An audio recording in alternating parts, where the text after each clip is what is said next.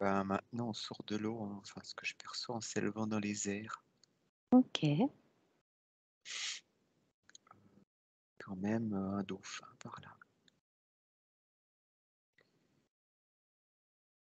Alors, on s'élève dans les airs et nous allons là où nous sommes censés être. Maintenant.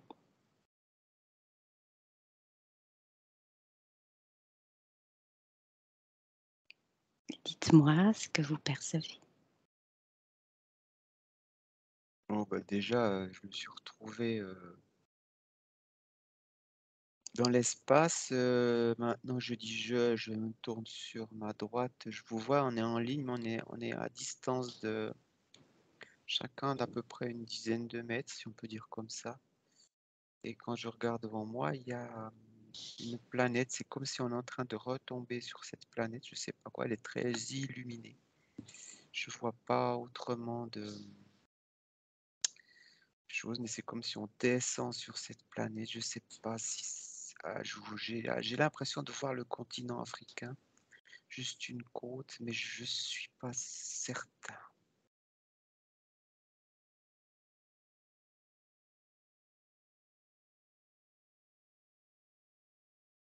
Il me semble que ça a bougé, il me semble que c'est comme si on survole je pourrais dire une partie de l'Europe, mais c'est très nébuleux. C'est nébuleux dans le sens que je vois pas, mais c'est lumineux au niveau du regard sur on va dire la Terre. C'est jaune, blanc, mais je vois que de certains contours. Comme là, je voyais plutôt l'Espagne. Ça ressemble à l'Espagne. C'est comme l'Afrique, c'était euh, la côte ouest,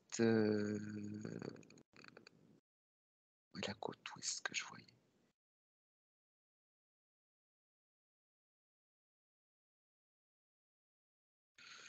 C'est comme si je vois la botte de l'Italie.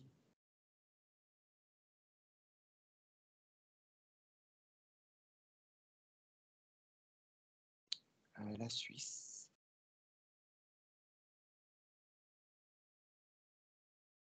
Il me semble que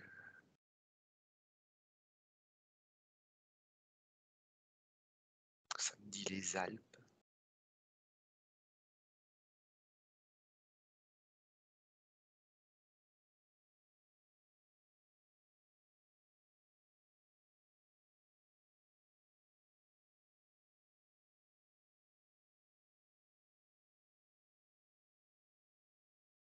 Et toi, Elina? J'essaye de rester avec vous pour le de vous suivre.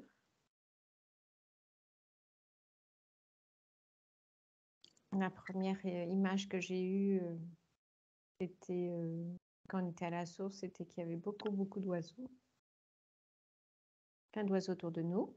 Et puis après, oui, je me suis vue comme là, Alain, si on volait au-dessus de la Terre et puis que voit la Terre en haut, différents pays, et comme si on tournait autour, comme pour dire, tiens, on va où aujourd'hui?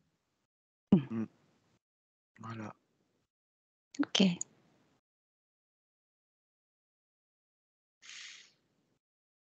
Alors, on va où aujourd'hui?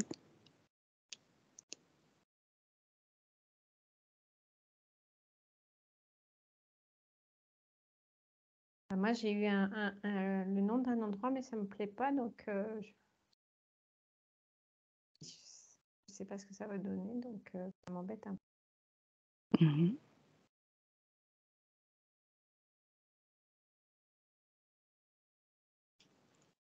Et Alain?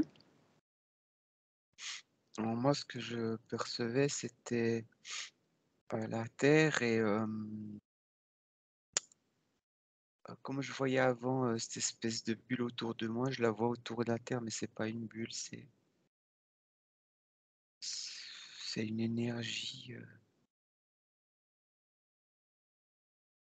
qu'elle émet.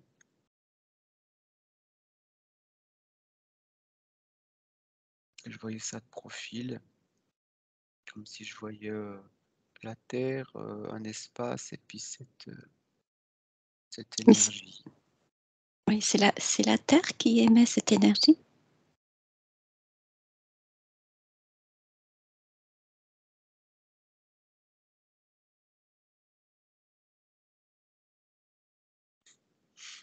J'ai pas un oui, j'ai pas un non.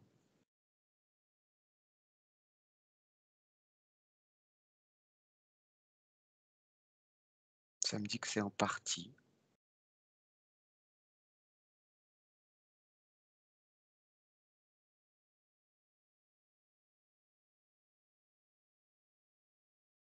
C'est pas de l'extérieur, c'est sûr. Mmh.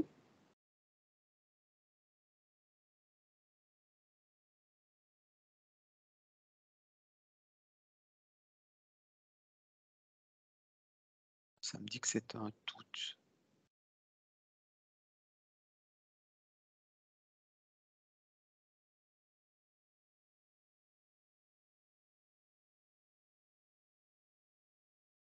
C'est l'énergie de la vie qui est sur Terre. Donc de la Terre et de sa vie. C'est un tout. C'est un mélange d'énergie qui combiné donne ce que je perçois là. En fin de compte, oui, c'est que les énergies se combinent. C'est comme là, j'arrive pas vraiment à le décrire, mais comme si je vois deux personnes avec leur propre énergie qui se combinent en fonction de leur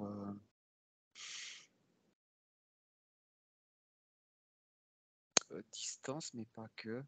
C'est différentes énergies. Il y a les énergies, on va dire, proches, puis il y a les autres, parce qu'on est... il n'y a pas de... Il y a pas de limite, et puis c'est peut-être pas forcément le bon terme énergie. C'est que c'est ce qu'on émane, c'est ce que émane le vivant à différentes fréquences. C'est vraiment ces différentes fréquences combinées qu'on peut voir comme un... C'est comme une onde qu'on dirait qui fait n'importe quoi, mais c'est la combinaison de ces fréquences qui fait qu'on dirait que c'est n'importe quoi. C'est un petit peu comme ça que ça explique. Donc, il y a une interaction entre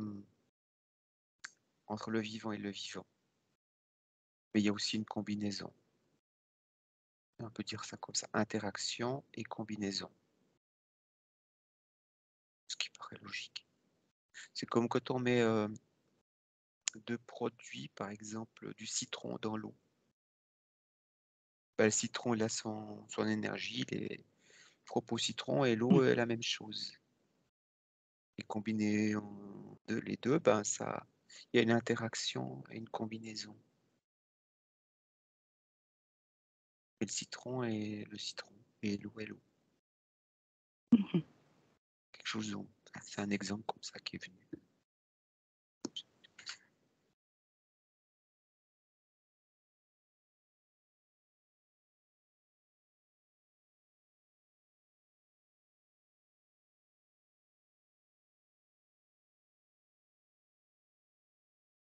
Ça me dit que c'est aussi, là, je ne sais pas si ça va être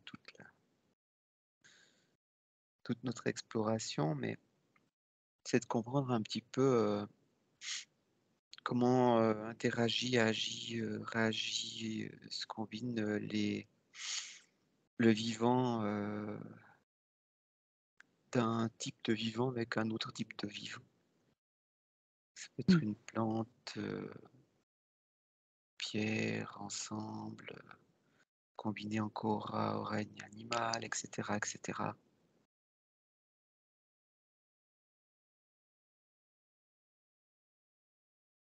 Et par conséquent, ben, la Terre, la même chose. Et la même chose avec les autres planètes, et la même chose avec tout le cosmos, et le cosmos avec galaxies et galaxies, etc., etc.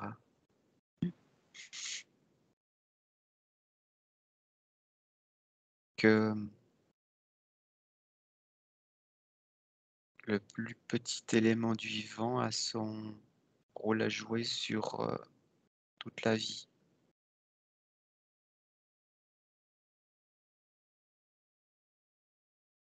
Que nous, en tant qu'être humain, on a souvent tendance à dire, ouais, mais ce petit insecte, ceci, ouais, qu'est-ce que ça fait?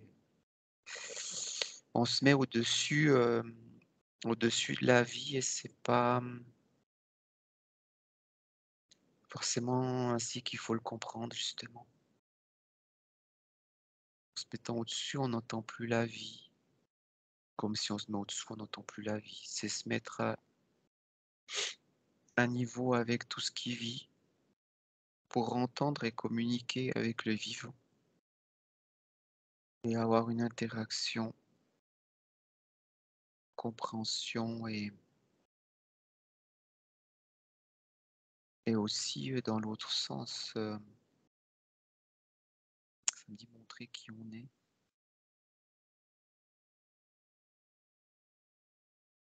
Ça donne une certaine... ce qui me vient comme exemple, c'est l'être humain avec l'inconnu. On a toujours une appréhension avec l'inconnu. Puis une fois qu'on commence à connaître,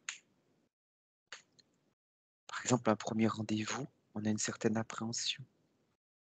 N'importe quel type de rendez-vous. Puis une fois qu'on a pris contact et qu'on commence à dialoguer, alors il y a autre chose qui se crée, une sorte de... Ça me dit de calme. Ça dépend des situations, mais c'est un peu comme ça qu'on peut le décrire. Parce qu'on commence à comprendre et c'est, ça me dit le mot bilatéral entre le vivant, un vivant et un autre type de vivant. Que si on arrive, ça me dit, un rendez-vous que la personne en face, elle se met au-dessus de nous, en dessous, ça crée un stress quelque part, donc une incompréhension. Avec le vivant, tout ce qui vit, c'est la même chose. Être à niveau en respectant ce qui vit, ça nous met sous la même fréquence et ainsi il y a la possibilité de communiquer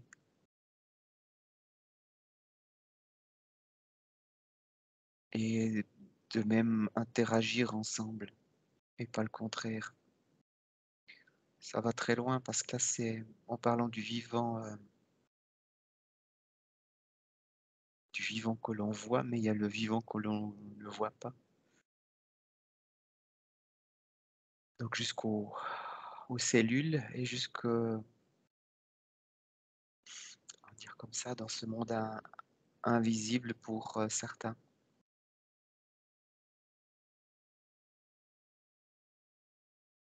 C'est de s'ouvrir à tout ce qui vit sans se limiter. C'est comme l'air, on ne le voit pas l'air, mais on respire l'air, on sait que ça existe. Et on sait qu'on en a besoin. Alors on a besoin de tout le vivant, comme tout le vivant a besoin de nous. Ça fait partie d'un tout. Et d'avoir ce genre de compréhension élève les êtres humains ainsi que tout le vivant. Ça devient une harmonie pour fleurir à quelque chose d'autre.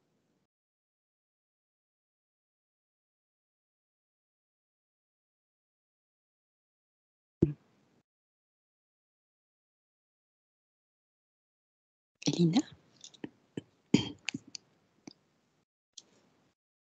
Alors, moi, on m'a envoyé à 3 endroits. Et pour dire, vous choisissez votre destination. Après, j'ai mis sur pause pour écouter Alain.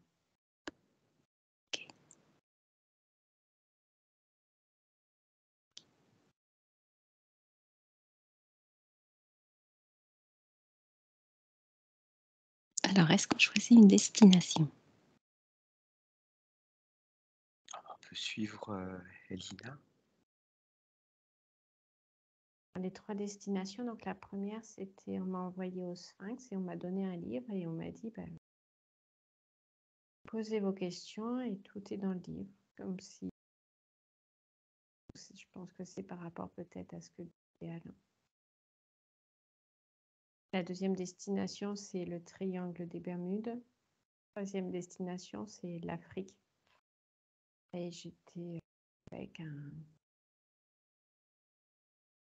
sorte de sorcier qui faisait... je le vois, mais c'est difficile de écrire, qui faisait une danse et qui est appelée les éléments.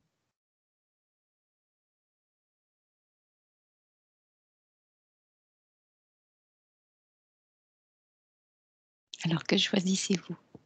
Non, ça dit plutôt où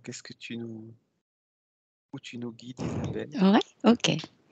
Alors, j'écouterai bien ce sorcier qui parle aux éléments.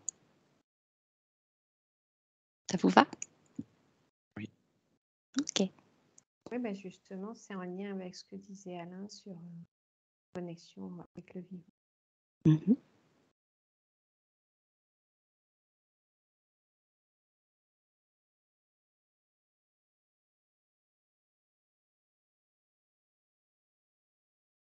Donc, je le vois danser et chanter et être en transe pour se mettre en communication avec le ciel, avec le vent, avec...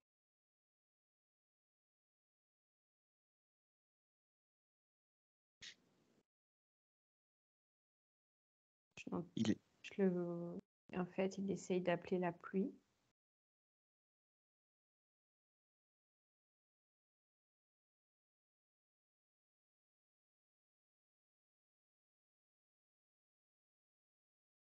Et il n'a aucun doute sur le fait qu'il intervient sur la pluie. Il a cette possibilité-là.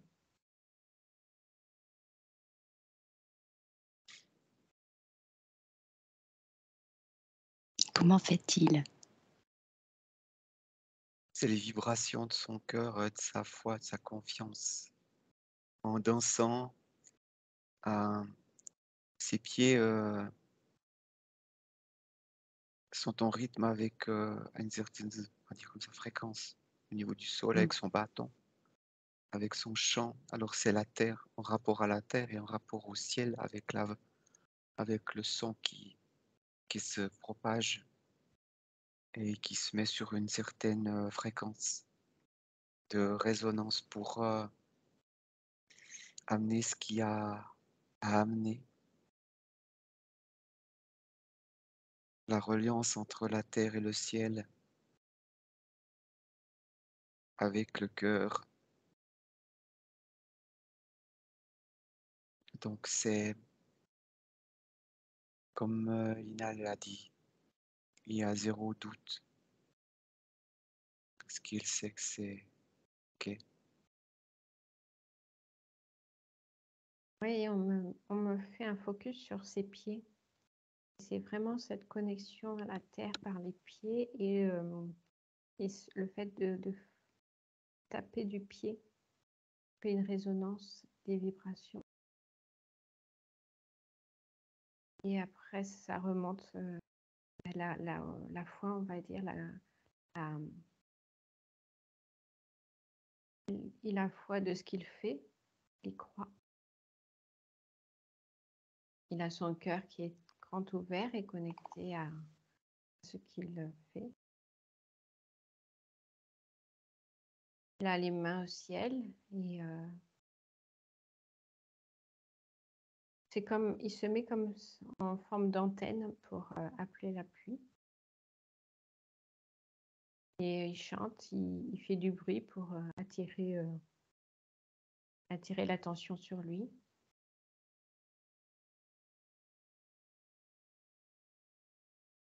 Et je vois des gros nuages noirs qui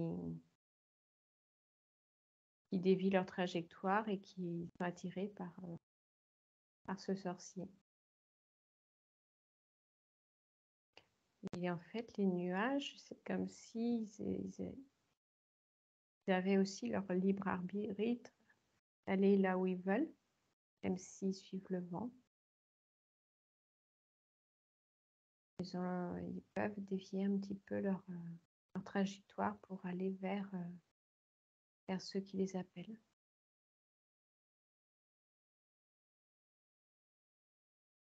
Tu vois vraiment une connexion terre, homme, ciel, nuage.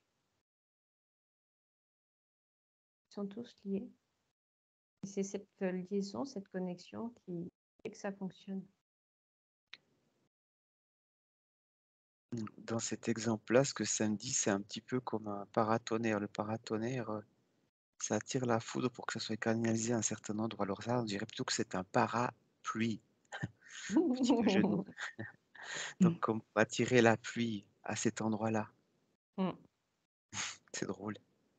Mhm. Je pense toujours que le paratonnerre, c'est pour se protéger, en quelque sorte, mais ça canalise la foudre à un endroit si elle est proche. Et là, c'est un petit peu le parallèle avec cet homme parapluie qui va canaliser à cet endroit, à cette région. On pourrait dire l'homme parapluie à cet instant.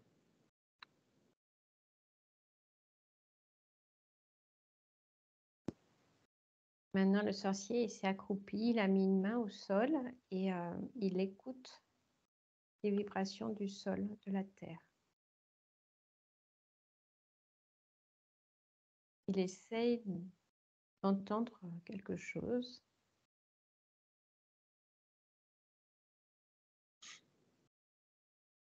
La réponse,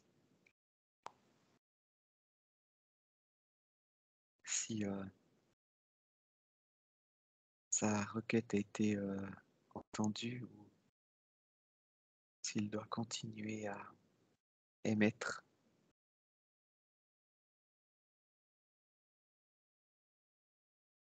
Et Il bénit aussi le sol pour que la pluie fertilise le sol. Il fait voilà, aussi une demande dans ce sens. Parce que ce que je comprends, c'est qu'on ne peut pas déranger les éléments sans une bonne raison, une raison valable. Qui est un objectif pieux et honorable pour se permettre d'interagir sur les éléments. Il ne faut pas le faire gratuitement, il faut le faire dans un objectif très précis. c'est une combinaison de tout ça, d'être à la même hauteur, en équilibre avec tout ce qui vit, et, et de justement dialoguer avec tout ce qui vit pour faire entendre sa voix, mais aussi d'écouter les réponses de la terre et du ciel.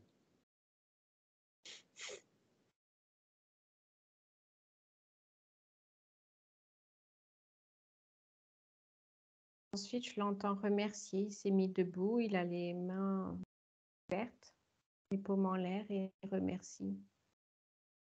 Merci l'univers. Et voilà, la séance est finie et il passe à autre chose. Il lâche prise pour que les choses se fassent. Exactement. Quand c'est fait, il n'y revient pas dessus. Et après, il a cette patience qu'il transmet à son peuple.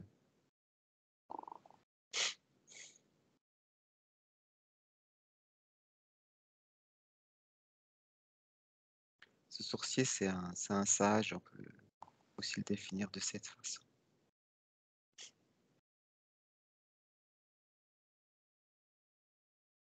Maintenant, il s'est volatilisé dans les airs.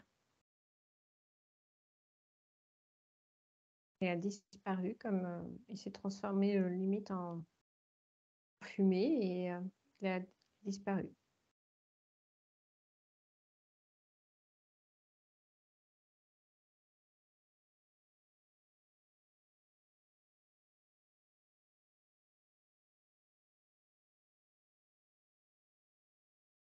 Et je regarde autour et il n'y a plus rien, plus personne.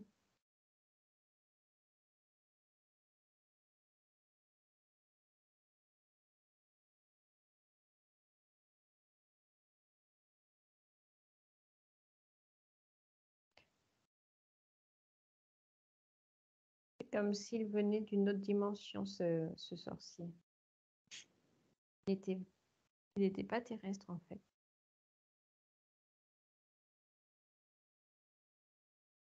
J'avais téléportation, mais c'était pas tout à fait téléportation. Quelque chose comme ça.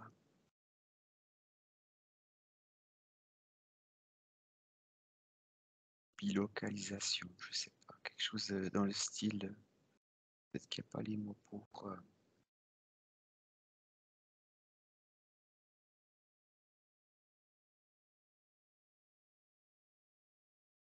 Ça me dit, en fait, que normalement, ça fonctionne comme ça, mais que les sorciers actuels en Afrique, pour beaucoup, ont perdu ce savoir. Ah, alors, ok. Je comprends, j'ai entendu passé oublié. Je n'avais pas comprendre cette phrase-là. C'est ça.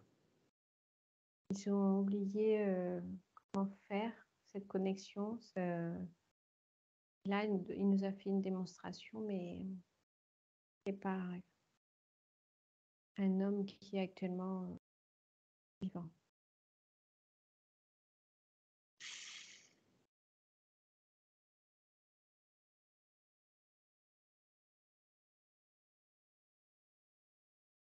Par contre, il est à disposition si on l'appelle pour réapprendre ce qui a été oublié. Ouais, j'ai entendu à peu près la même chose. Mm. C'est ça. Je suis en train de me dire, mais comment est-ce que Puis Elina elle a dit ces phrases.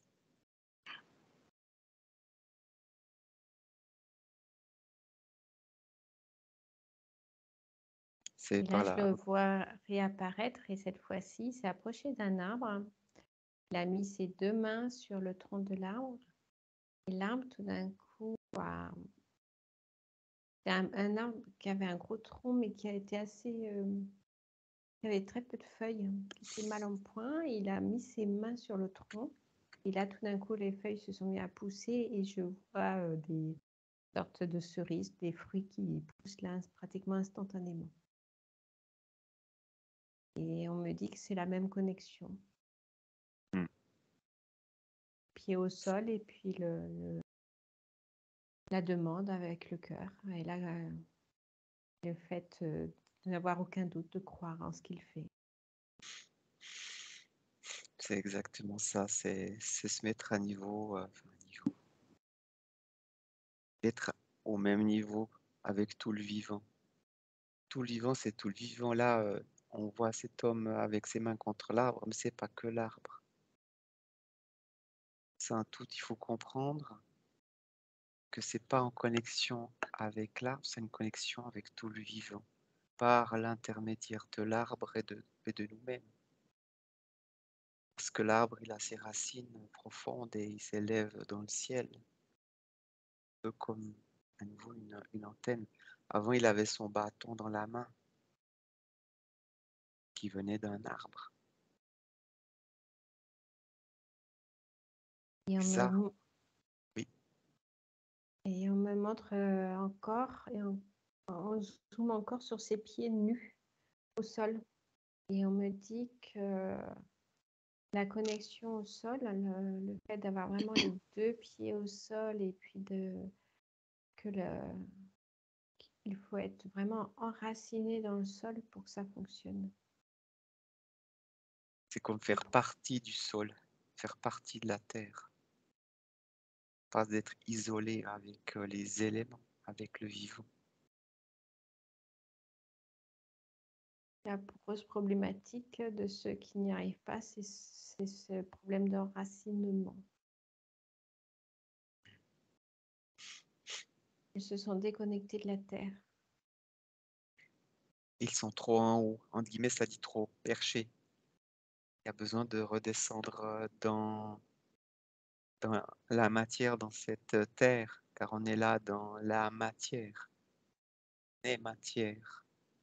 Ils sont trop dans le mental, tout est dans la tête et plus rien n'est dans la connexion au sol avec les pieds.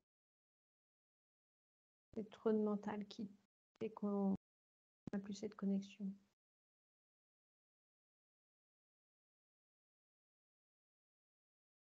Pense avec la tête au lieu de penser avec le cœur.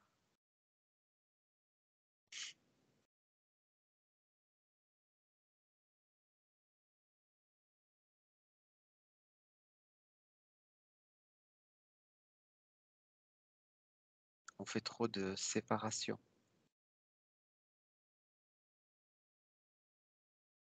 On sépare tout.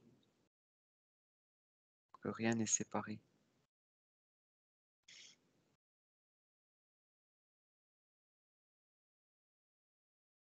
Là, il est reparti comme la première fois, hein, en évaporant.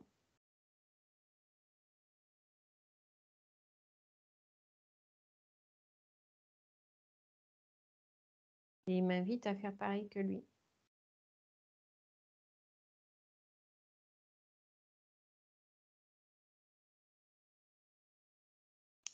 Et là, c'est comme si je voyais une porte qui se matérialise devant moi, mais plutôt en hauteur, dans le ciel. À 1 mètre du sol. Une trappe qui s'ouvre devant moi.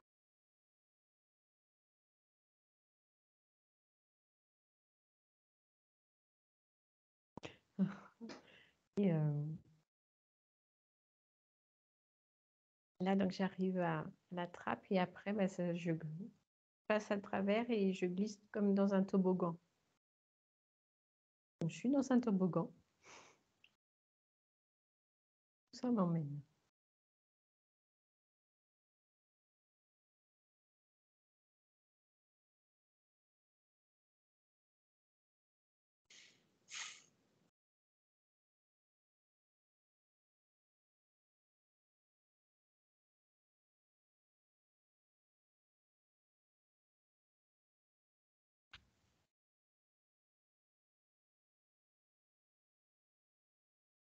Alors, je suis dans un tuyau, enfin dans un tuyau, comme dans un toboggan plutôt cylindrique. Je ne me sens pas enfermée. Et la pente est très douce, donc je n'ai pas de sensation négative. Au contraire, c'est agréable. Et j'ai l'impression de me balader dans ce toboggan.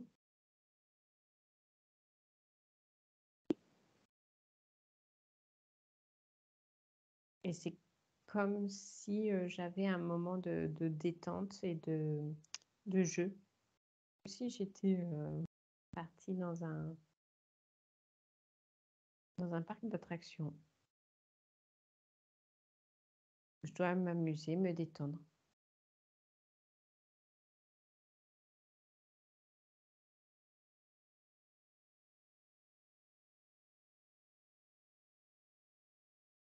Là, je tombe dans l'eau.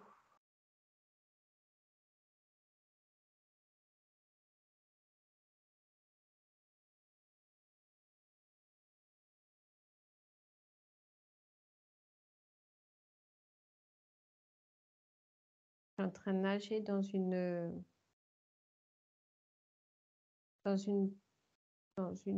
un trou d'eau après une cascade. L'eau est fraîche.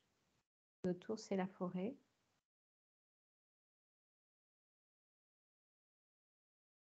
Et le lieu est complètement différent par rapport à celui d'avant où on était avec le sorcier en Afrique. C'était plutôt sec et désertique et les plantes étaient en souffrance. Là, c'est l'inverse. L'eau est fraîche et il y a plein d'arbres. Tout est vert, tout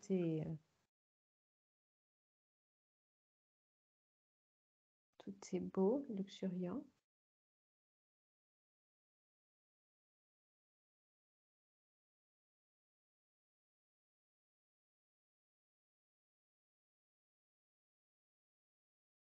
Je suis dans une forêt.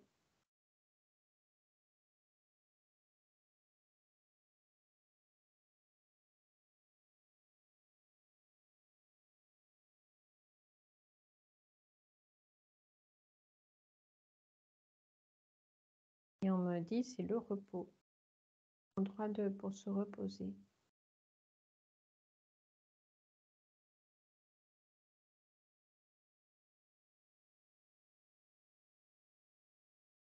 Essaye de faire le lien avec ce qu'on a vu avant.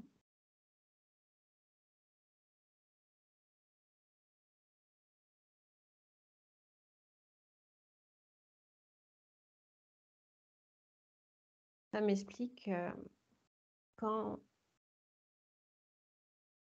on fait des demandes, on a pu voir juste avant avec les éléments, des demandes. Après, il faut se reposer, laisser faire.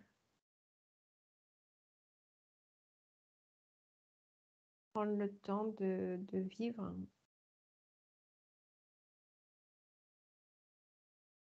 Il ne faut pas être toujours en demande, il faut que ce soit exceptionnel. Notre quotidien, ça doit être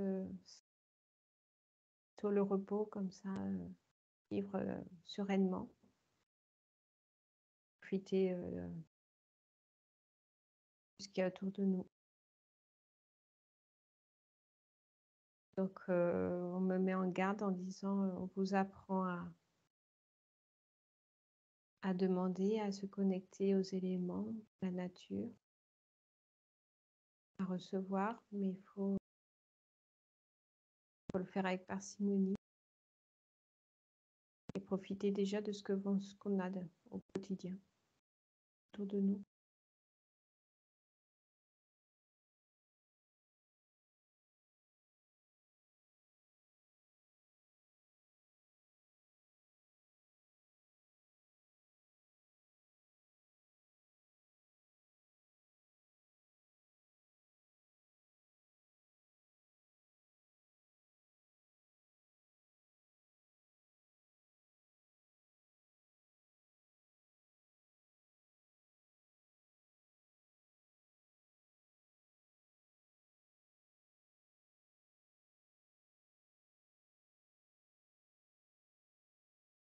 On dit qu'on a déjà beaucoup de choses.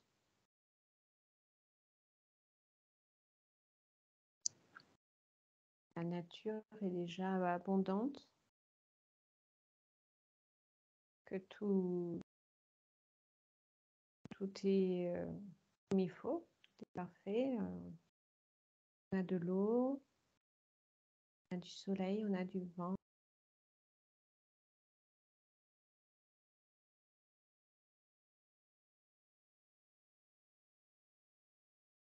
En profiter.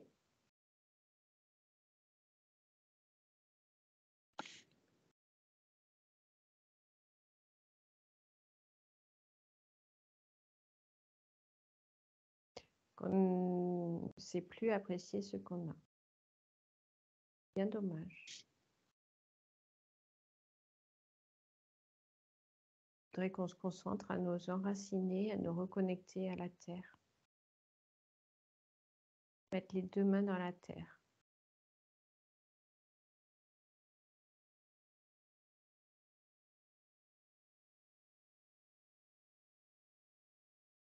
Prendre le temps de toucher un arbre, de l'herbe, sentir une fleur.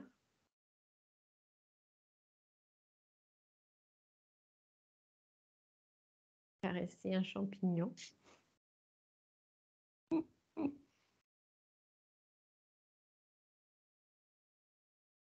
Observer un écureuil.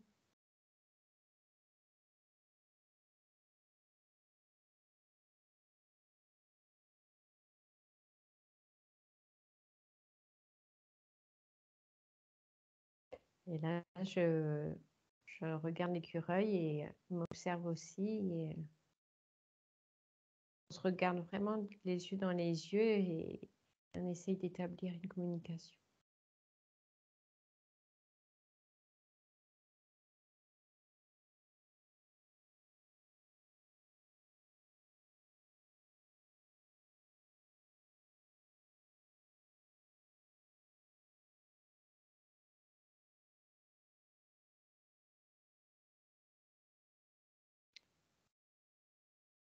Et on me dit que le mot simplicité.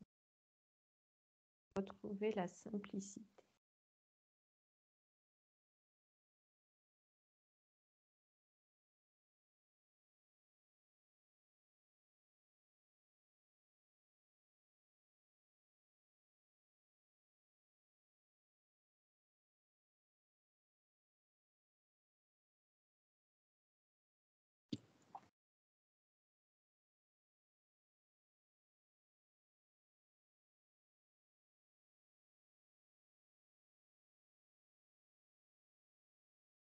Et là, j'ai à nouveau deux choix. Soit je suis l'écureuil et il y a un trou dans le sol et il veut que je passe avec lui dans le trou. Soit le sorcier est venu, est réapparu et il me propose de m'emmener ailleurs.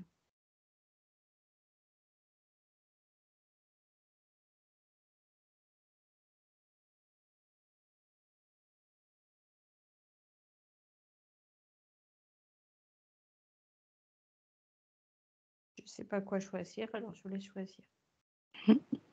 En poursuivant avec le sorcier.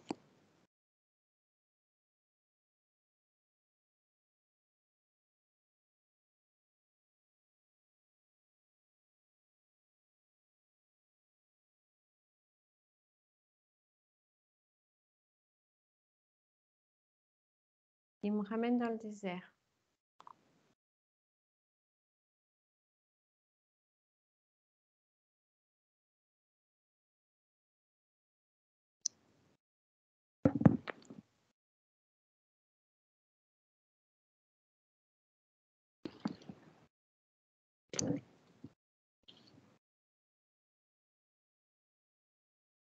Il me fait mettre en tailleur et là, on observe le coucher de soleil. Et après, il veut qu'on observe les étoiles.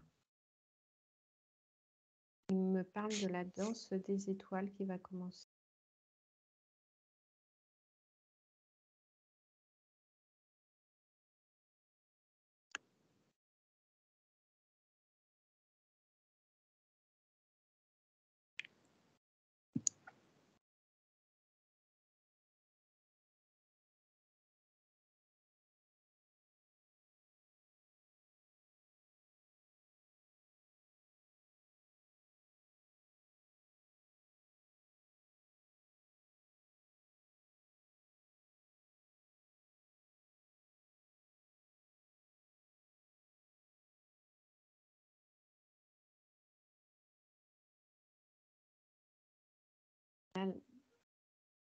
Le silence total, tellement silencieux que j'entends les animaux du désert, notamment j'entends un scorpion sur ma gauche. Il marche dans le sable et ça fait glisser les grains de sable.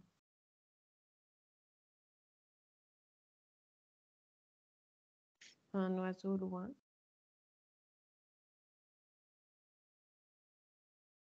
Bruit pas très agréable, une sorte de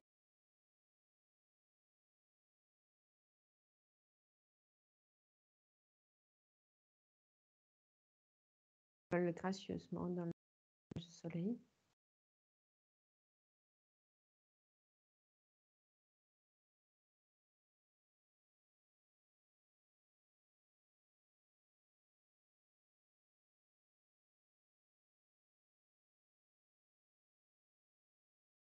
En fait, tous les sons sont décuplés dans le silence. Qu'on peut tout entendre.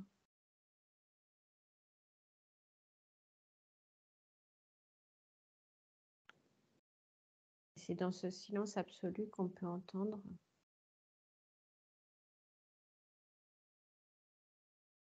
la pensée de l'autre. Ça favorise la télépathie.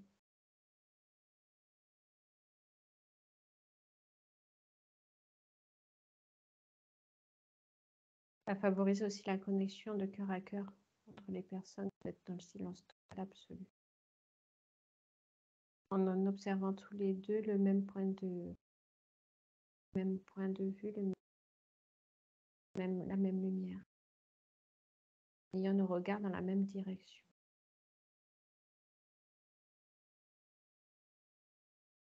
On est en communion.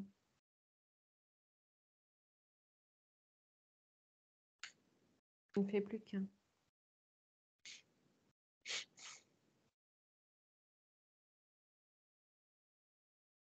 On a un sentiment de béatitude ensemble.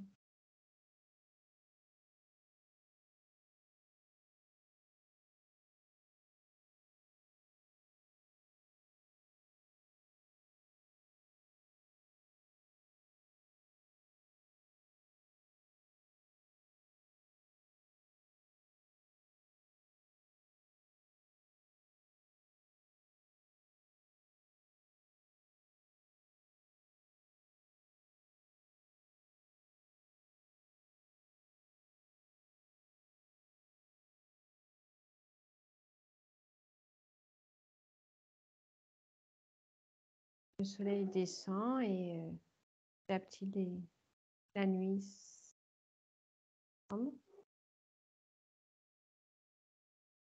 On voit de plus en plus d'étoiles. Je vois des étoiles filantes alors que d'habitude j'en vois jamais. Là j'en vois plein.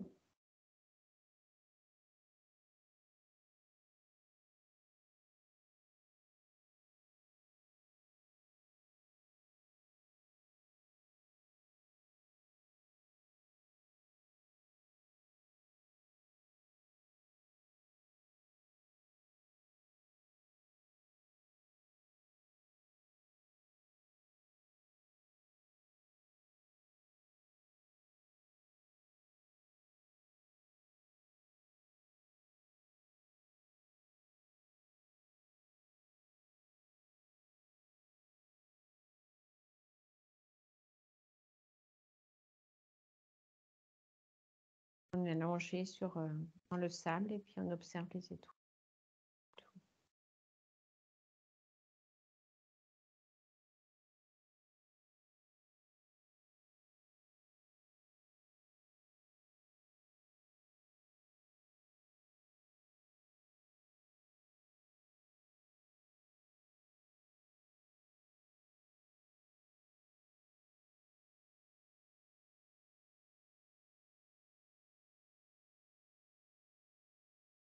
Et on sent la connexion à la terre, puisqu'on est allongé, tout le corps est allongé sur la terre et il y a la connexion sur tout le corps.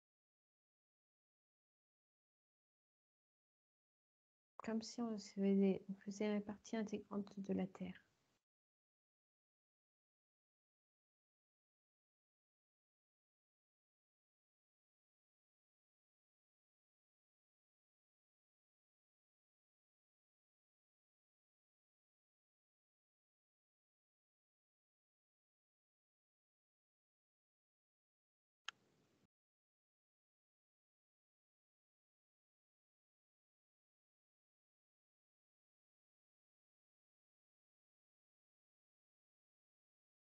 Vous êtes là? Oui. Nous t'écoutons. Mhm. J'ai l'impression d'être toute seule au monde d'un coup. On va demander à Alain. Qu'est-ce que tu perçois? Je suis pas parti dans cette porte vers les étoiles. Il y avait une autre porte.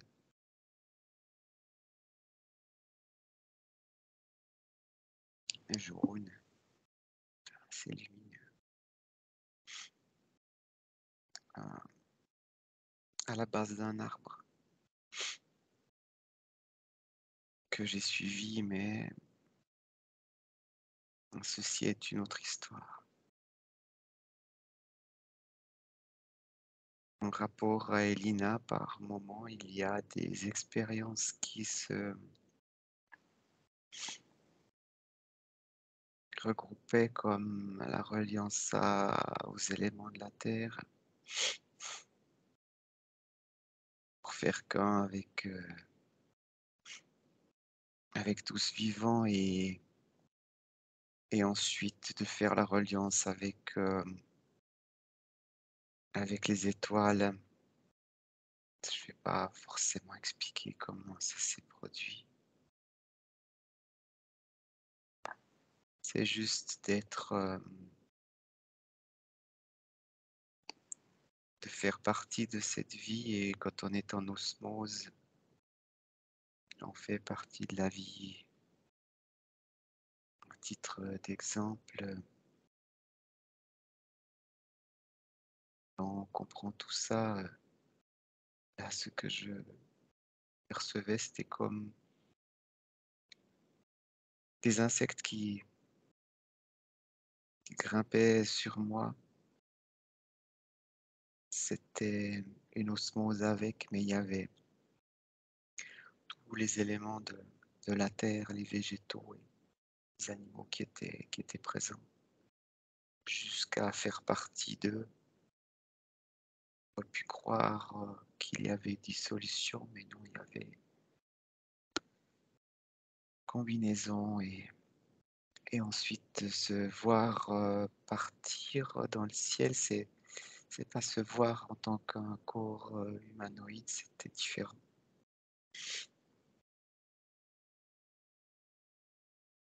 Dans les grandes lignes, c'est ce qui a été vécu pendant que Lina euh, parlait.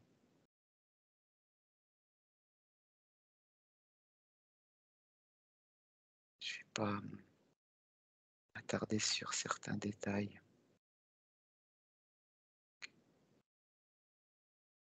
C'est d'être en compréhension avec ce qui vit, d'avoir foi et confiance, c'est-à-dire sans doute dans ce qui vit, tant sur terre, d'ailleurs, ou autrement, en ayant les mains, son corps sur terre, de rentrer en osmose, nous ouvre, on va dire comme ça, la porte des étoiles. L'apprentissage ici est justement de comprendre le vivant. On fait partie du vivant. Ça dit bien qu'on fait partie du vivant, par intégrante, intégralement, dans toutes nos cellules. D'ailleurs, maintenant, ce qui vient, c'est que souvent, on entend qu'il faut prendre des compléments de minéraux, de ci, de ça, qui viennent de la Terre. Pas d'ailleurs, car on est à la Terre, quelque part, avec une certaine forme. De comprendre tout ceci nous met dans cet équilibre avec le vivant, afin de pouvoir dialoguer, communiquer. Et la magie est en nous pour être et devenir, de créer, co-créer dans cet équilibre en osmose avec le vivant.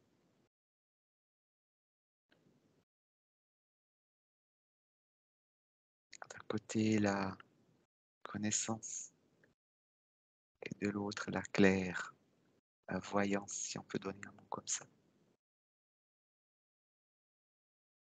qui par notre magie nous permettent de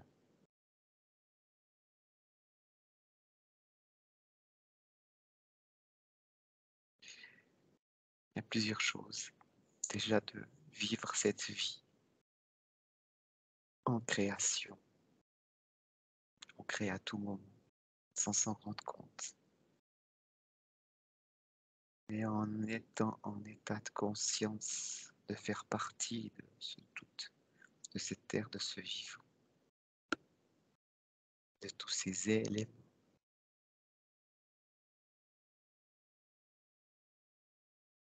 Nous permet d'exprimer cette magie pour être comme ce sorcier en reliance avec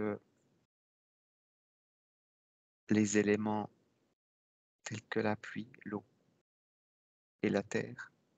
L'air est bien plus que ça.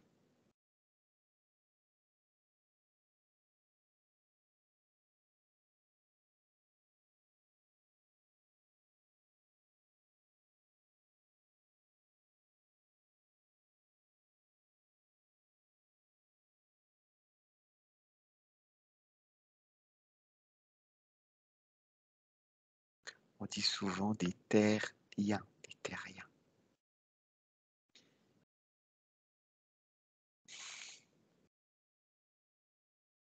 L'être humain de la Terre, qui fait partie de la Terre, qui fait partie du vivant, qui fait partie de tout le vivant. De tout le vivant, c'est pas que le vivant sur la Terre, c'est le vivant dans tout le cosmos et bien plus encore. C'est enseigné de différentes façons, mais avec des enseignements très pointus qui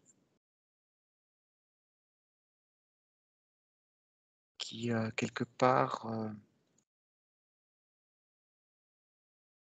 n'ont pas vu ce qu'il y avait encore autour. En prenant tous ces enseignements, mis l'un à côté de l'autre, ça donne une autre vision. C'est toujours pas suffisant pour avoir cette vision, pour être dans cette vision. Ça passe par l'ouverture du cœur.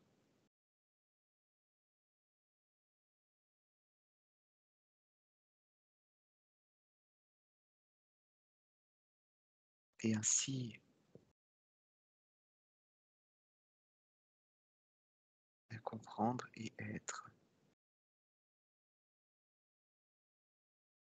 avec et dans tout ce vivant.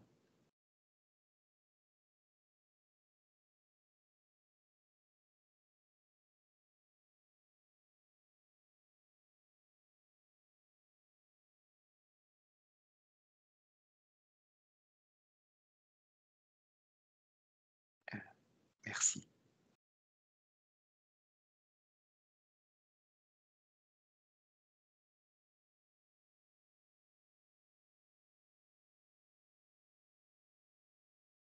Elina? Alors, j'ai vu jouer avec une pierre. Avec mon index, je mettais la pierre, l'index au-dessus de la pierre, mais sans la toucher, et elle se mettait à vriller. Et je comprends, enfin, comme si je jouais avec la pierre, voilà. Comme si, c'est un jeu, quelque chose de. Et ça m'a emmené tout de suite après à l'île de Pâques. J'ai vu les statues de l'île de Pâques et on m'a dit que c'était les gardiens du temple. Et j'ai cherché le temple et en fait c'est un temple qui est dans une autre dimension, donc non visible à l'œil nu, mais visible pour certains. Et au centre de ce temple, alors je le vois comme si les murs étaient transparents, avec des grandes colonnes. Alors c'est rigolo parce qu'il a l'allure d'un temple grec plutôt, avec un centre qui est rond. Et au centre, tu as une pierre bleue qui est en lévitation et qui tourne de la même façon. Je faisais tourner la pierre en jouant avec elle. Rotation, elle est debout comme ça et elle tourne comme ça. C'est une pierre bleue particulière.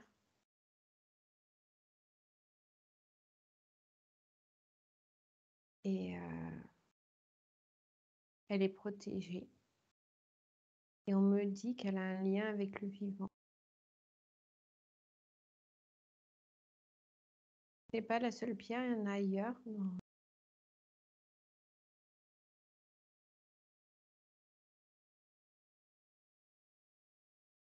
Elles sont cachées et elles sont convoitées, elles doivent être protégées.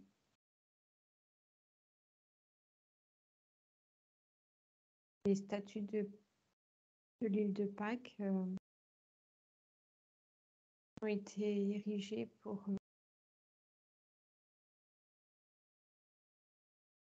faire fuir, pour aussi observer.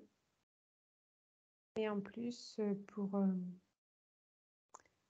leur emplacement, c'est comme si ça créait un champ électromagnétique qui fait que le temple est invisible.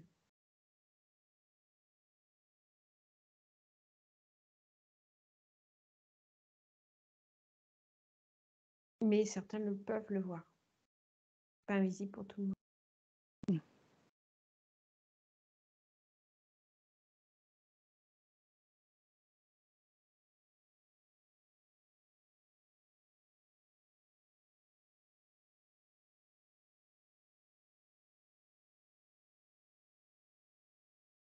Et c'est pour ça que sur l'île de Pâques,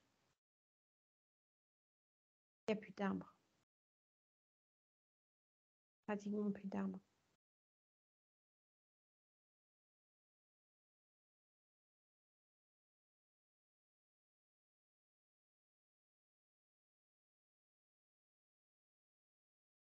Pourquoi on me dit ça? C'est pour ça qu'il n'y a plus d'arbres.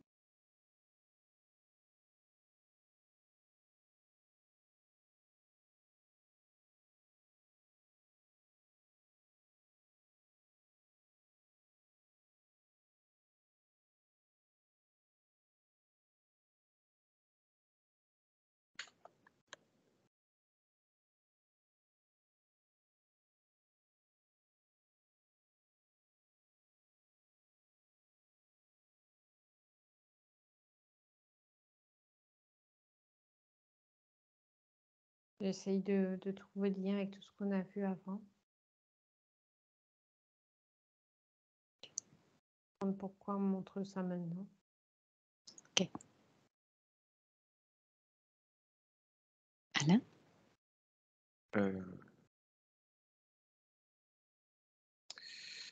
Je suis retourné là où on m'a donné ses compréhensions en dialogue avec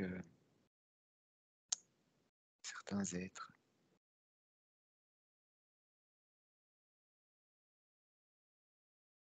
C'est riche d'enseignements que tout un chacun,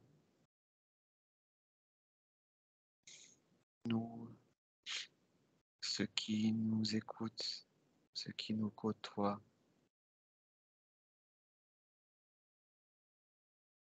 le message, c'est vraiment d'écouter son cœur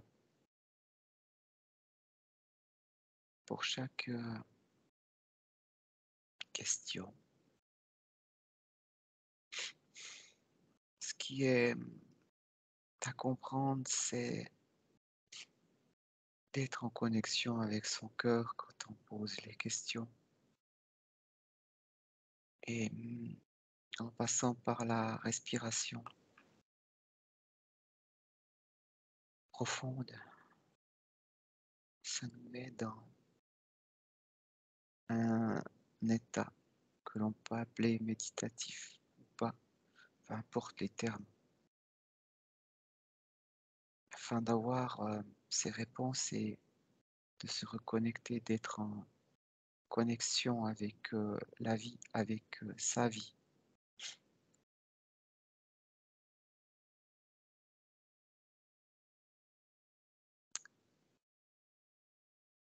Ça me dit aussi que par rapport à ce qui est dit, il y en aura qui comprendront, auront le déclic pour aller dans ce sens, et que d'autres, plus tard, c'est un petit peu, mais ça fait partie de moi qui me dérange parce que j'aimerais tant qu'ils puissent se relier à tout ça, à eux-mêmes déjà. commençant par eux-mêmes, par se reconnecter à soi-même. Ça ouvre les portes à toute la connaissance. Il n'y a pas besoin de savoir du pourquoi, du comment, ou certaines subtilités qui donnent qu'une infime partie des réponses, et non la globalité, et qui nous induit dans une certaine voie, mais pas toute la voie.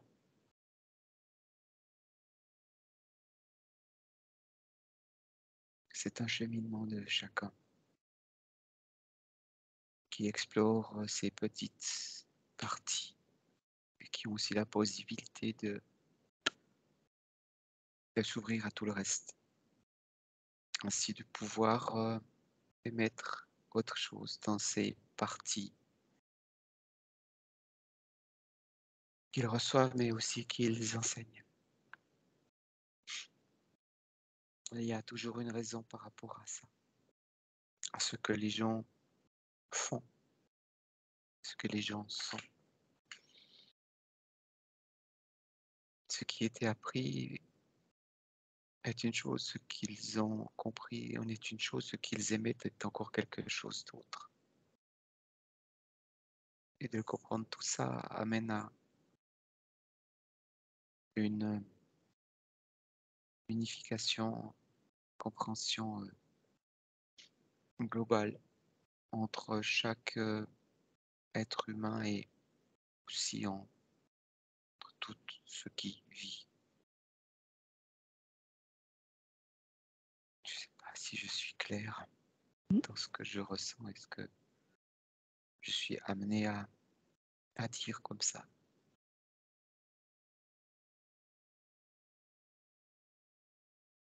Et je remercie ce que je vis à cet instant, aujourd'hui, là, pour pouvoir retransmettre tant bien ce que je reçois, mais aussi mon questionnement, faisant du mieux.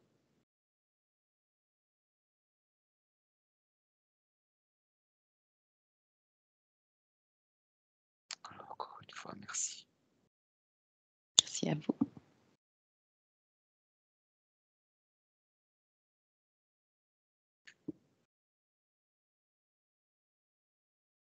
Lina?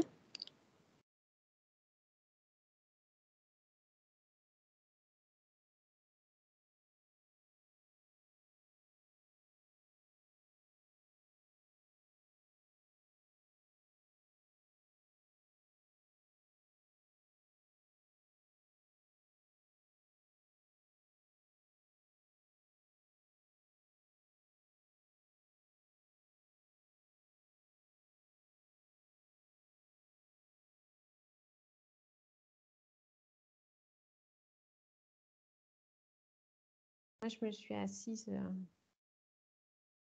pour écouter Alain. Et j'ai eu des visions sur des faisceaux lumineux.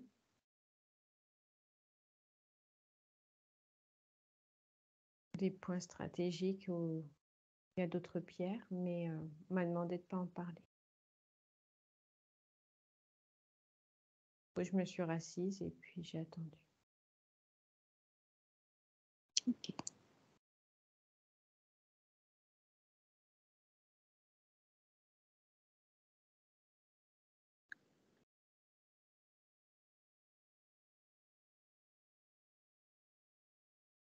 Et maintenant?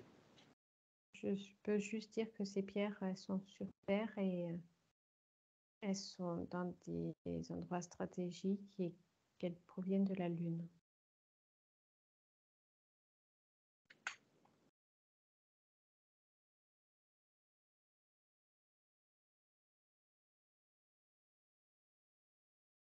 Elles ont une influence sur le fait qu'on ait le ressenti de capacité.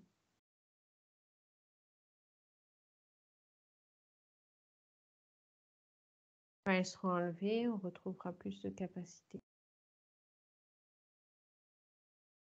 On retrouvera plus. C'est ça que tu as dit? Oui, on retrouvera des capacités qu'on a perdues. Quand elles seront enlevées. Enlevées, oui, de leur socle. OK.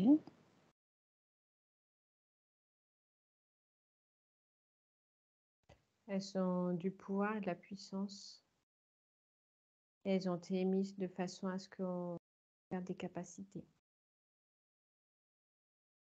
Nous maintenir dans un état j'ai entendu le mot robot, machine.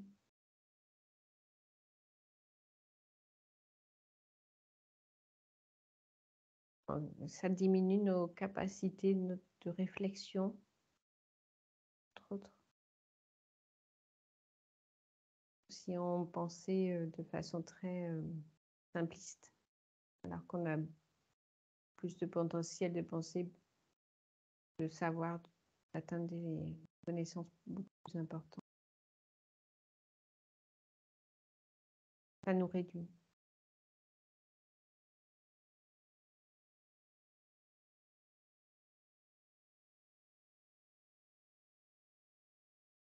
C'est la façon dont elles ont été positionnées qui fait ça, parce que c'était pas l'objectif des pierres. Elles n'auraient pas dû quitter la Lune.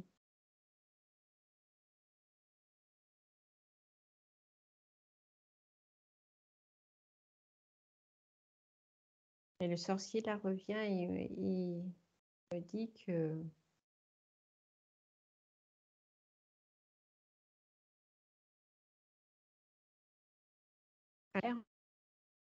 faculté en faisant ce qu'il nous a montré précédemment. On peut passer au-dessus de cette contrainte.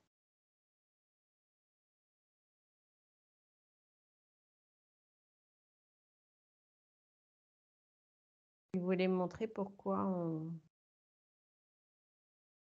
on a perdu nos facultés, nos connaissances dans ce domaine, à cause des pierres.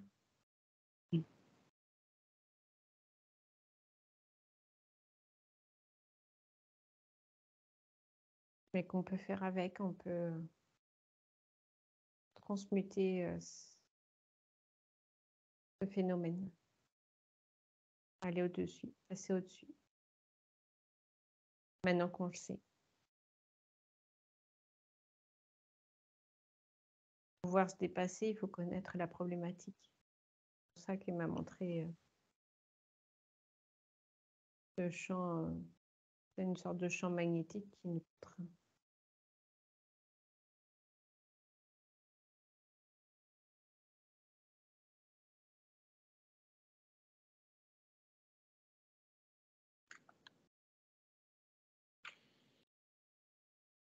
Ça me dit qu'il y a différents chemins de compréhension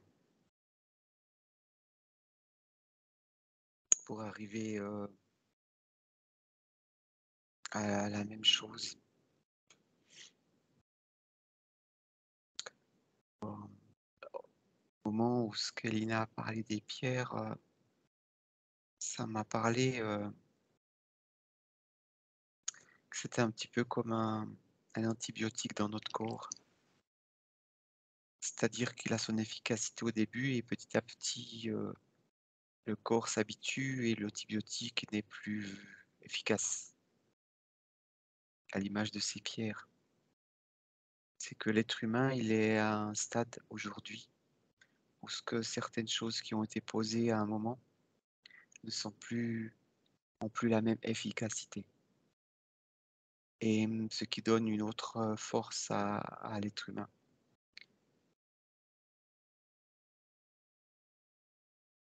Car il a trouvé une autre voie, un autre chemin.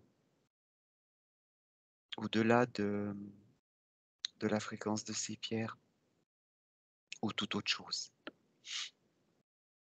Qu'on est dans une période justement où tous ces antibiotiques, on peut appeler ça comme on veut, a de moins en moins d'efficacité sur nous. que notre système a appris à vivre autrement et à s'ouvrir autrement.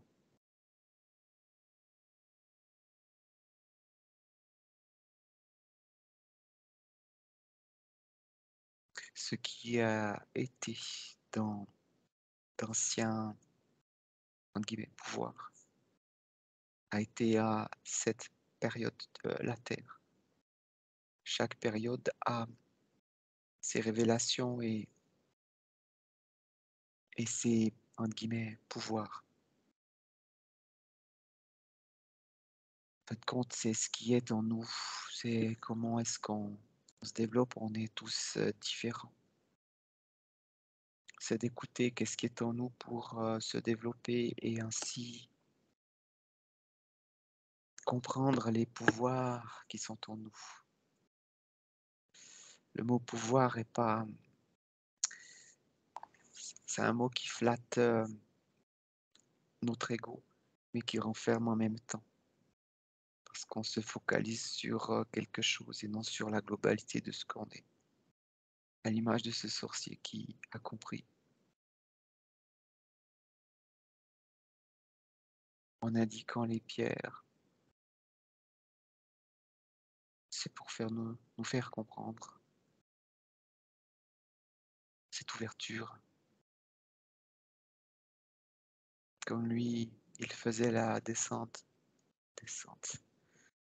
de la pluie, le chant de la pluie. Il comprenait que tout ce qui est vivant fait partie de lui, que lui fait partie du vivant à la même mesure.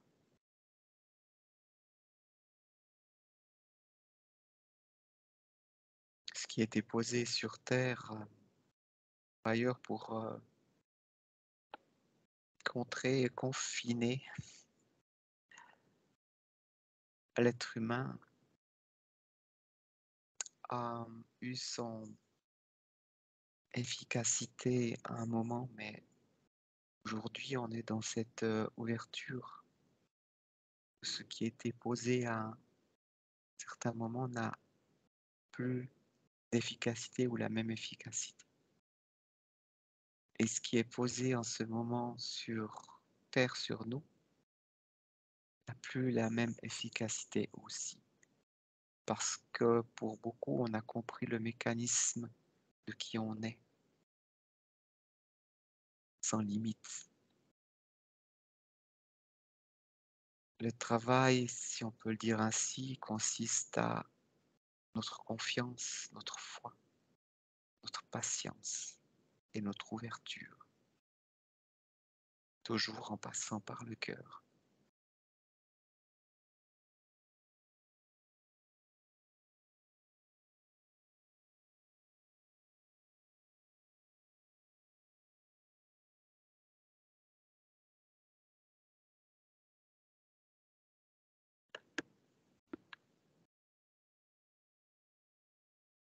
Voilà.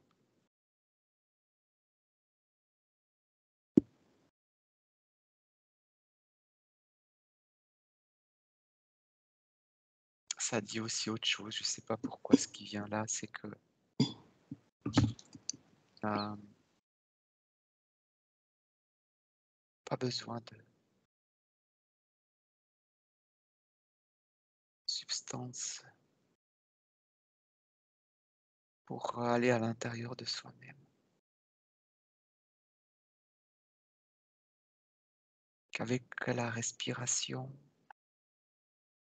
la première chose que l'on fait quand on vient au monde et la dernière chose avant de repartir.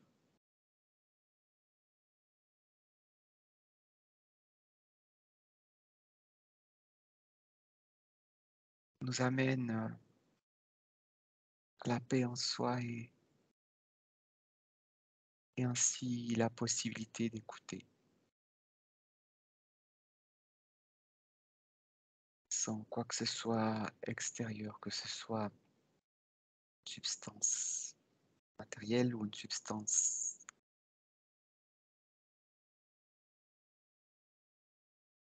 éthérique.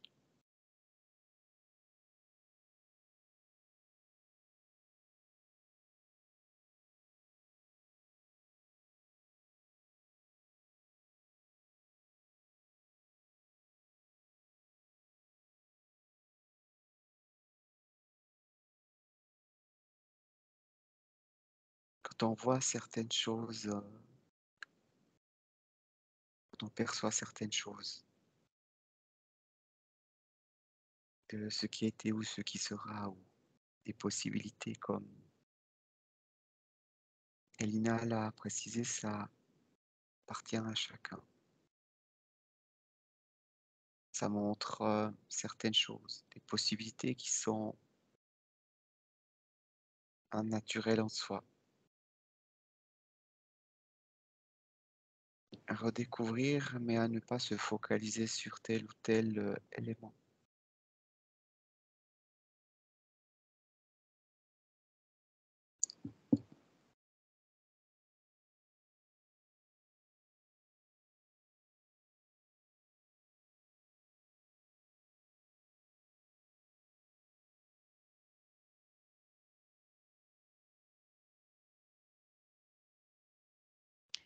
Alors moi, je suis retournée au Sphinx parce que chaque fois que je me pose des questions, on me renvoie de toute façon là-bas. Et puis à chaque fois, on me donne un gros livre. Alors c'est rigolo parce que j'ai l'impression d'être toute petite face à ce livre. Et donc j'ai une histoire, mais je ne comprends pas trop l'histoire. C'est une histoire entre la Lémurie, les Atlantes et ces pierres bleues. Il y a des conflits, il y a eu... ces pierres devaient être protégées et je ne sais pas trop ce qu'il en est. Parce qu'en fait, les versions des uns et des autres sont contradictoires. Ils savaient que les deux parties avaient des bonnes intentions et au final, ils ont perdu les pierres, parce qu'il y en a plusieurs. Et elles ont été percées. Ça a conduit à leur perte. Ils n'ont pas réussi à les protéger. Ils devaient faire, il y en a peut-être certains qui les ont mal utilisés. Choses comme ça. Là, c'est les Juste pierres bleues des Atlantes et de la Lémurie, ils en avaient chacun. parce qu'elles se sont focalisées sur certains points, non sur la globalité. Comme un chercheur de nos jours qui est focalisé sur une spécialité, sans comprendre la globalité de ce qui est autour de cette spécialité. Il est difficile de tout comprendre quand on se focalise que sur un point sans tenir compte de l'environnement, de tout ce qui est autour.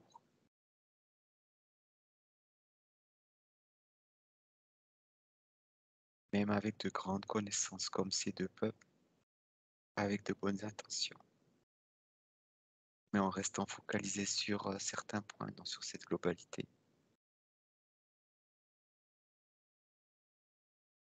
Amène à un dérèglement de tout ça, car rien n'est figé. Du moment que rien n'est figé, tout bouge, et si on ne tient pas compte de tout ce qui bouge, donc de tout ce qui bouge, de la globalité, alors incompréhension vient et on va dans l'exagération, ce qui mène à la perte.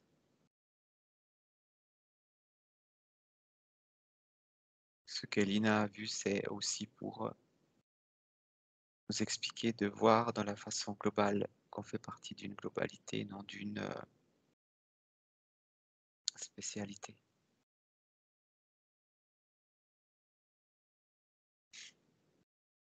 Ce qu'il faut comprendre,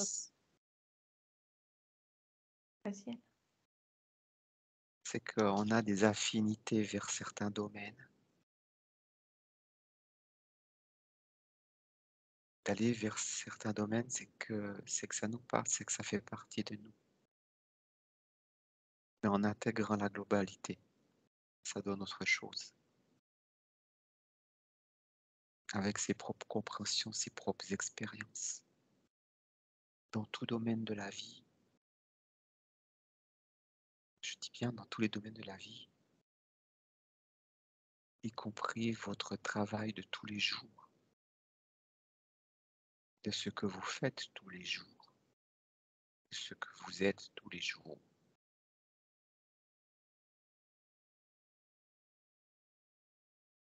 En fait, ce que je vois, c'est que et au sein de chaque peuple, on va dire,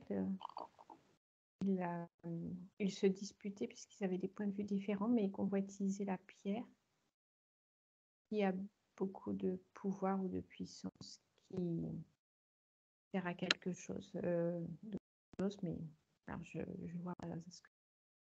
Et ce que je vois, c'est qu'ils n'étaient pas d'accord sur ce que devait, sur l'utilisation de la pierre ou comment la protéger, enfin je sais pas trop quoi. Et donc ça a créé une convoitise exacerbée. J'entends vraiment le mot convoitise.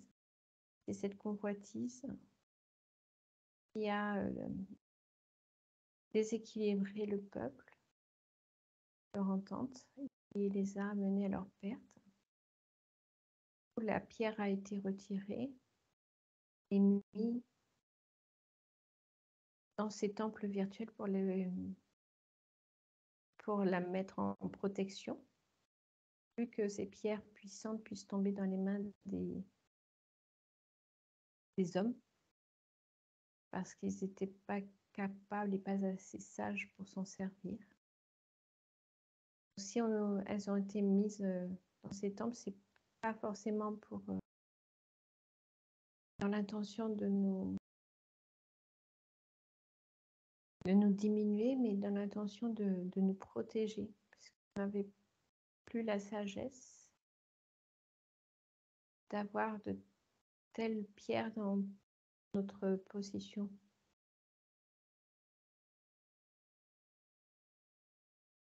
Comme si le peuple des Atlantes, les Lémuries, tous ces peuples-là qui ont disparu, ils ont mal tourné à cause de cette convoitise, d'avoir plus de pouvoir, l'utilisation de ce pouvoir. Et ça a été enlevé. Et c'est pour ça qu'on a perdu tout ce que les Atlantes, tous ces peuples qui étaient avancés, tout a disparu. Et même notre mémoire collective a disparu, la grande majorité. Je ne sais pas si je suis bien claire. Oui, oui, bien sûr. Et en On fait, peut faire... c'était vraiment plus pour nous protéger, même s'il y a eu beaucoup de disparitions. Et pour nous protéger d'un trop grand pouvoir qu'on n'était plus capable d'assumer. Alors, ce n'était pas tout le monde qui a accédé à ce pouvoir, c'était une poignée d'élite qui était censée avoir la sagesse et la compréhension des choses et qui... Et à force de ne pas être d'accord, et surtout des points de vue différents, ça partait d'une bonne intention pour chacun, mais ils avaient des points de vue différents et c'est comme ça qu'ils ont prié dans leur déchéance. J'entends beaucoup de discussions, de brouhaha.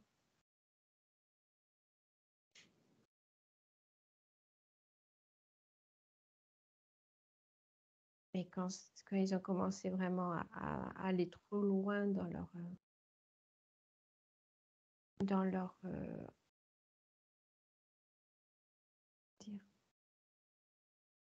le fait de ne plus se respecter et de ne plus s'entendre, là que les pierres ont été enlevées. Volées, j'entends le mot voler, mais pas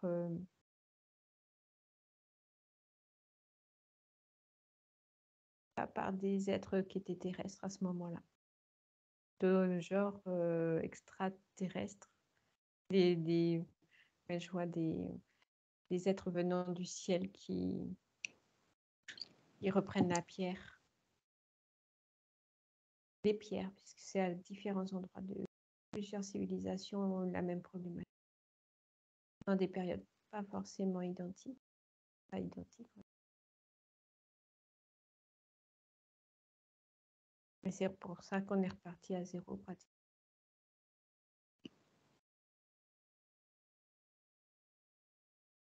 Pour réapprendre tout doucement. Et ça me fait un parallèle avec notre période actuelle. On va dire les discordances qu'il y avait à ce moment-là aux Atlantes. C'est de la même force que les discordances qu'on a actuellement dans ceux qui gouvernent, dans ceux qui sont élites ou devraient être nos sages et ordonnent le peuple. Qui, ordonner dans le sens de donner un sens, donner une direction, dans le sens de donner des ordres. Justement, c'est comme si on était arrivé à ce même niveau-là, juste à la limite de la destruction de l'Atlantide. C'est le même brouhaha, en tout cas, c'est la même énergie belliqueuse.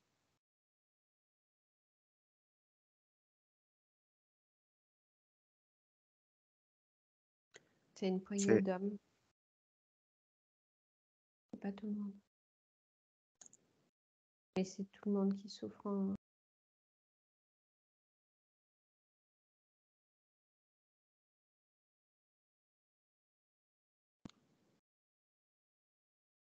Ce qui m'est transmis depuis un moment, c'est que là, il y avait le pouvoir des pierres, mais maintenant, on a le pouvoir de l'or. Avec tout ce que l'on connaît ou que l'on ne connaît pas. C'est l'or, l'argent. Mais là, c'était vraiment le minerai de l'or qui a poussé notre civilisation dans un sens. On voyait que sa rareté, sa richesse au niveau de cet élément, mais qui est bien plus que ça. On le met en bijou, mais il pourrait être autre chose. Il a d'autres propriétés. Et bien gardé.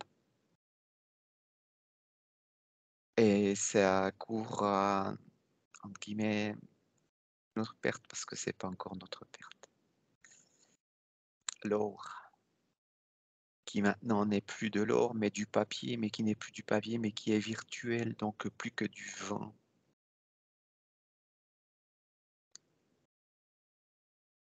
C'est ce cheminement qui amène de la matière à l'immatériel comme le virtuel. Et puis qu'on crée de l'or en virtuel. Virtuellement, on pourrait créer une énorme quantité d'or virtuel pour que l'on n'ait plus de problème d'or. Ça paraît tellement, ça me dit, c'est tellement évident.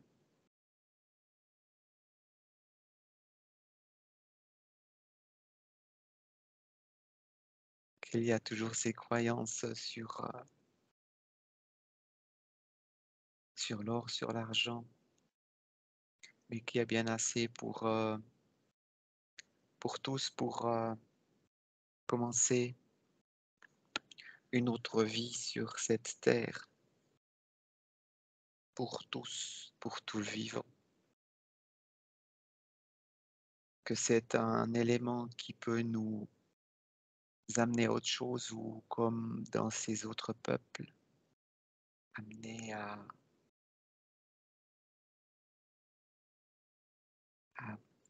j'ai pas envie de dire ce mot, parce que ça ne sera pas comme ça. Ces anciennes civilisations sont les anciennes civilisations. Maintenant, il y a la nôtre qui est pleine évolution, plein changement, pleine compréhension. Bien des choses sont transmises au-delà des frontières pour faire disparaître ces frontières, pour donner d'autres compréhensions.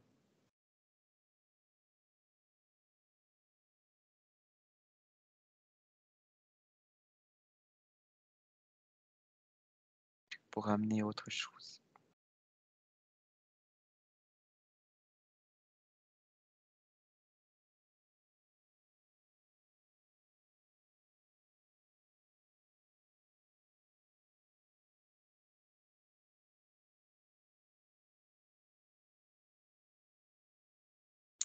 Ça me dit que voilà, dans les grandes lignes, à nous, à vous de voir comment cela vibre en vous.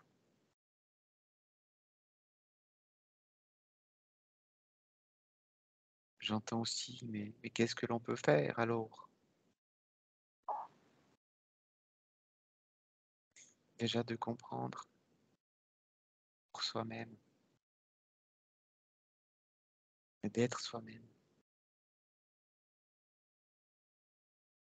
de se détacher de certaines croyances,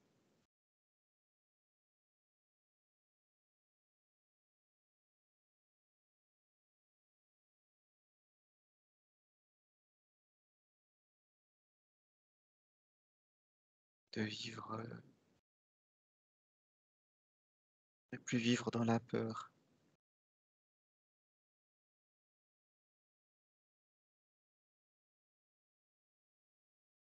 de comprendre que la vie est sacrée,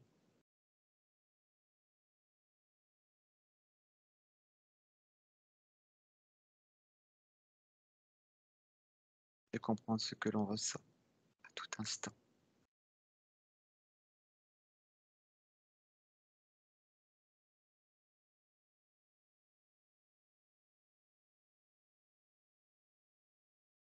Afin d'emprunter un autre chemin que nos prédécesseurs.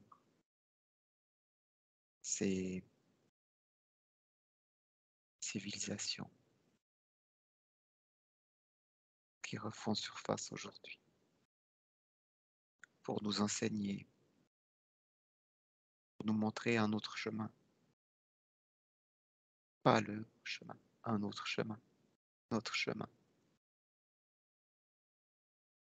Ne pas regretter ce qui a été. Ces civilisations ont été, elles ont été. Maintenant, il y a autre chose. Ne pas vivre dans le passé, dans le présent, pour construire notre futur.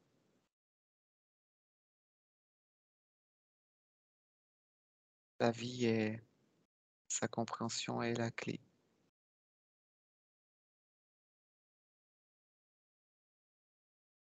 Ce sont nos richesses.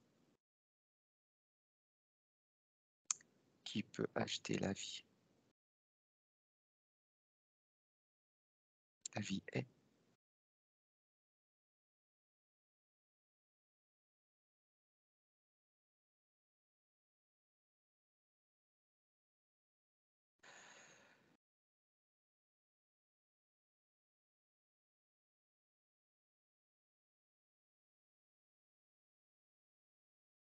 Voilà.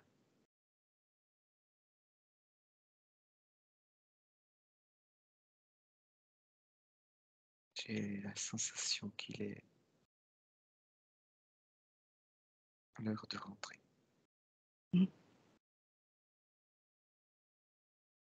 Elina? Moi, j'étais toujours dans le Sphinx avec Tot, mon ami Tot, toujours aussi grand. Et puis, petit à petit, il s'est transformé, donc toujours en géant, mais l'apparence d'un homme, la peau mate, très brun et habillé d'un pagne blanc. Et on m'a donné le nom de Ibrahim. Et on m'a dit, il faut que tu t'habitues à commencer à voir des géants. Et donc j'étais en conversation avec Ibrahim. Et c'est vrai que je suis, comme je vois souvent, Dot est dans sa taille réelle, enfin, je dirais entre 3, 4. Là, Ibrahim, c'est au moins même plus 5 mètres. 4-5 mètres, je dirais. Mais je suis complètement à l'aise parce qu'il y a beaucoup de douceur et de respect. Même si par rapport à eux, je suis toute petite. Ils sont vraiment pleins d'attention vis-à-vis de moi.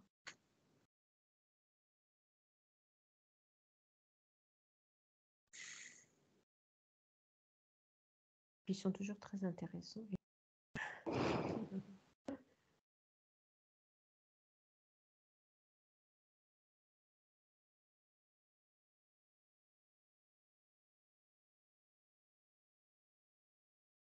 Oui, je pense qu'on peut rentrer Ok. le plus ce soir. Merci. Merci à vous.